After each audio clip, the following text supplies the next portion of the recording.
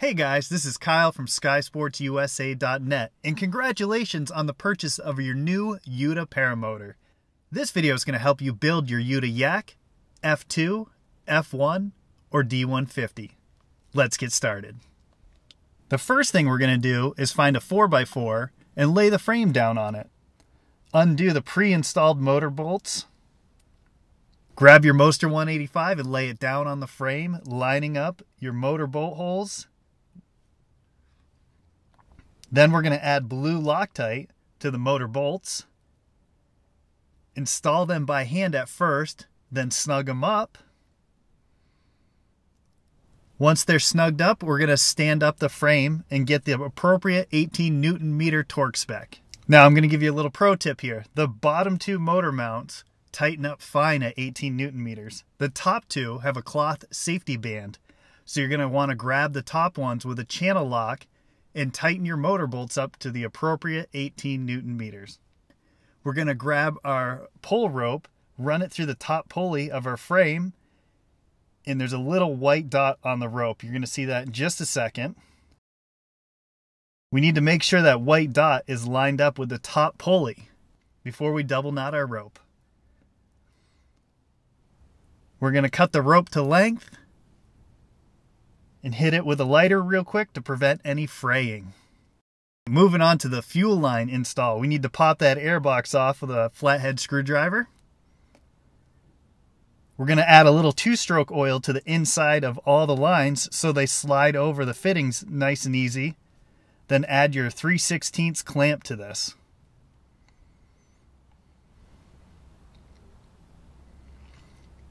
This is how we prefer to run the fuel line on a Yooda. So here's the front side. We're pulling the fuel line through, up over the center spacer and out the other side. And this is going to drop down to where we're going to mount the Polini primer bulb. I made little 1-inch standoffs with a zip tie and a 3/16 clamp. I'm going to pre-install both of them first because this is how I like to do it.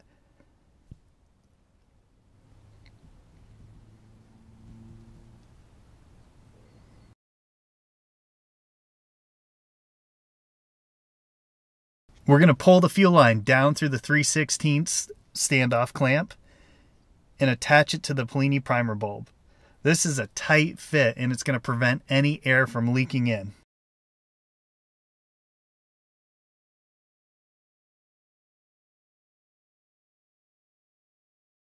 Use needle nose pliers to get the clamp over. We'll do this on both sides.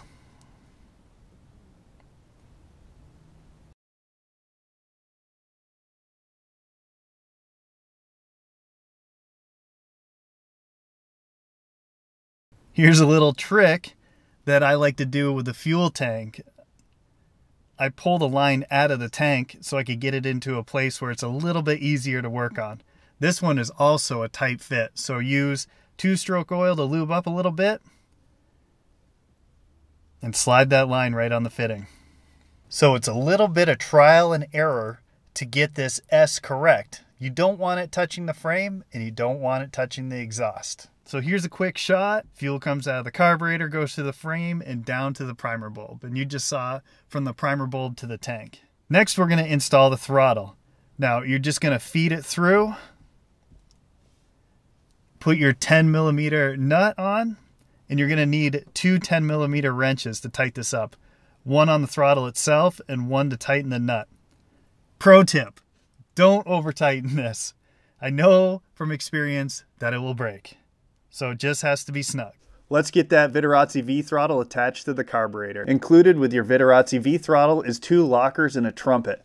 Viterazzi has an excellent description of this procedure on their website, and it's also included in your user manual. We're going to put a little flux on the end of the cable. Add some solder so the clamps and trumpet can't slide off. Zip tie the kill wire onto the throttle cable. You need to add a female clip to the end of your kill wire so we can mount it to the coil. I use shrink wrap to make the connection a little bit stronger. Just a real quick, putting the spark plug in. This is 25 Newton meters. A lot of people do this by feel, but Viterazzi recommends 25 Newton meters. Now on to the harness. This has got to be easier to watch than for me to explain, but we're going to put the strap through the bottom slots in the harness all the way through, back through the top. We're going to keep this nice and tight. This is where we're going to keep that buckle up high. So feed the strap in through the top, down through the bottom.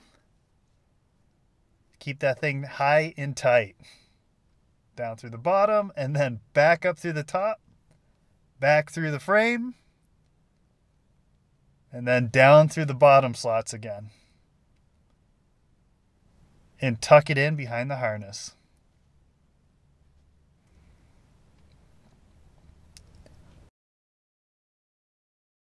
Next, we're going to move on to the safety straps. So we're going to take the safety strap, make it nice and straight, then put it up through the arm,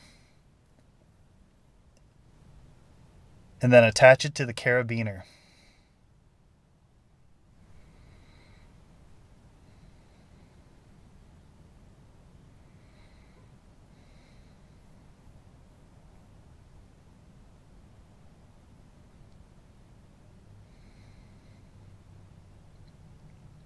Next, we're going to take the malleon and put it through with the threaded side on the inside of the arm. We also added the key ring as a locker. So we're going to thread this in, finger tight,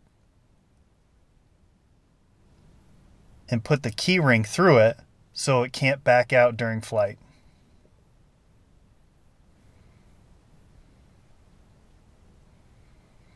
Here's a shot of what we just installed.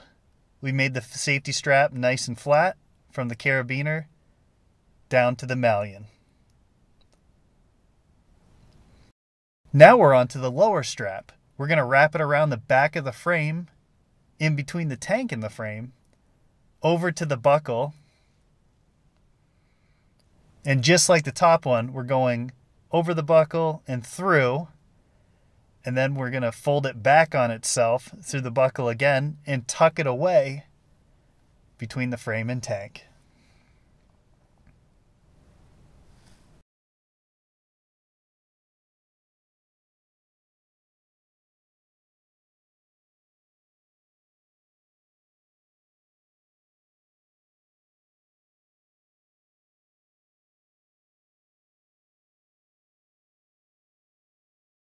Here's a close-up shot of what we just did. Now we're going to take the comfort strap, run it down the side of the harness. We're going to put it through the strap we just made with the lower strap.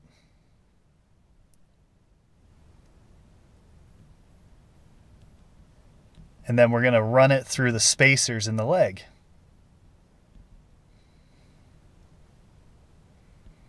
And just like we did on the last two, in through the clip,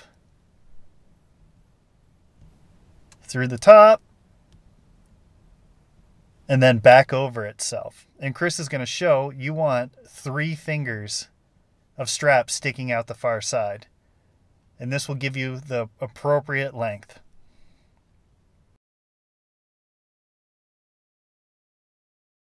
Here's our comfort strap, nice and flat down the side of the harness, through the lower strap, and down to the leg. Chris is going to take a soldering iron, pop a hole in the strap, and run a zip tie through. So just in case it loosens up, this zip tie will prevent it from going through the buckle. Next, we're going to mount up the spars. This is a push-button system for the Yooda. Here's the other one. And then I'm going to add the hoop section to it. I just set everything in place gently to make sure everything lines up. And then one at a time, I'll be clicking them in.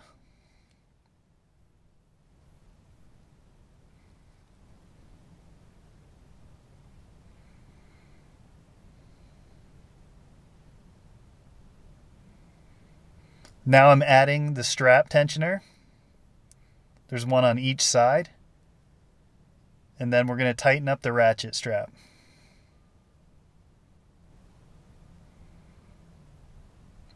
For the throttle cable, we're just going to wrap a zip tie around it and tighten it to the netting. Now I'm adding a 10 mil prop spacer for helix props. E-props don't require this.